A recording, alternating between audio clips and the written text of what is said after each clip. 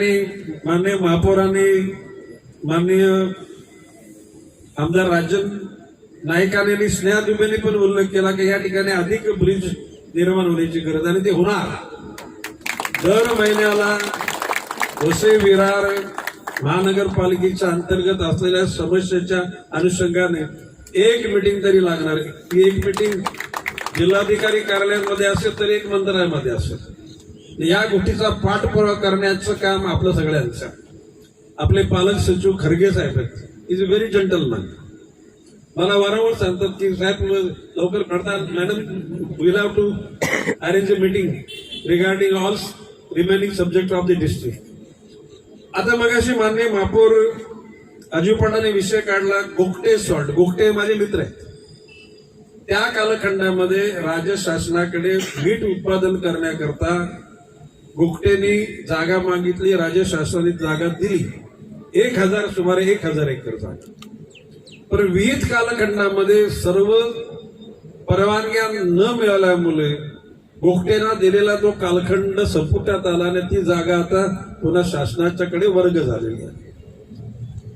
माननीय महसूल मंत्री बावनकुळे साहेबांशी मी या विषयावर बोललो.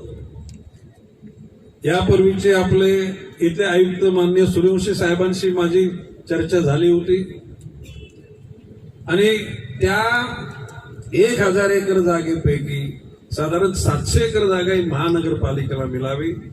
महानगरपालिकेचा होल्डिंग पॉइंट, इथं जे पाणी साठतं पावसाळ्यामध्ये जोरदार पाऊस पडतं आणि त्याला हायटाईड असेल म्हणजे भरती असेल तर पाण्याचा जो एक प्रकारचा जाणं हे थांबतं आणि शहरामध्ये पाणी साठतं. हे थांबवण्याकरता होल्डिंग पॉइंटची गरज आहे. माननीय आयुक्त महोदय, आता आपली जबाबदारी पृथ्वीराजजी की या अनुषंगानं जे तज्ञ लोक आहेत, कन्सल्टंट आहेत, त्यांच्याशी चर्चा करा आणि तो होल्डिंग पॉइंट संपूर्ण शहराचं म्हणजे ज्या परिसरात वरून येणारं पाणी इथं थांबतं ते पाणी त्या 7-8 तासाकरता थांबलं पाहिजे. नवी मुंबई शहर ज्यावेळेला हायटाईट असते म्हणजे भरती असते त्यावेळेला काही शहराचा भाग हा समुद्र सपाटीपेक्षा 8-10 फूट खाली आहे.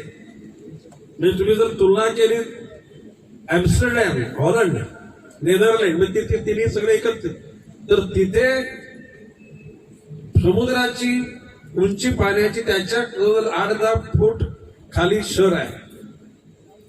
आणि त्या ज्या वेळेला तिथं म्हणजे तर ऑल द टाइम म्हणजे त्या मोटर चालू असतात. तिथं आपल्यासारखा स्कोप नाही, खाड्या नाहीत, तिथं समुद्र आहे. आणि म्हणून ज्या वेळेला ओटी होते त्यावेळेला ते फ्लॅप आपाप उघडले जातात आणि पाणी समुद्रात खाडीच्या मार्फत समुद्रात जातं. परंतु ओटी भरती सुरू होते त्यावेळेला ते फ्लॅप बंद होतात. परंतु आपला अनुभव असा आहे की भरतीच्याच वेळेला पाऊस पडतो. कधी पडतो? भरती होते त्याला पाऊस निश्चित येतो आणि त्यावेळेला पडणारं पाणी हे जर का त्याचा जर निचरा नाही झाला तर ते पाणी शहरातल्या रस्त्यांवर साठतं आणि हे साठणारं पाणी बंद करण्याकरता त्या होल्डिंग पॉइंटची गरज.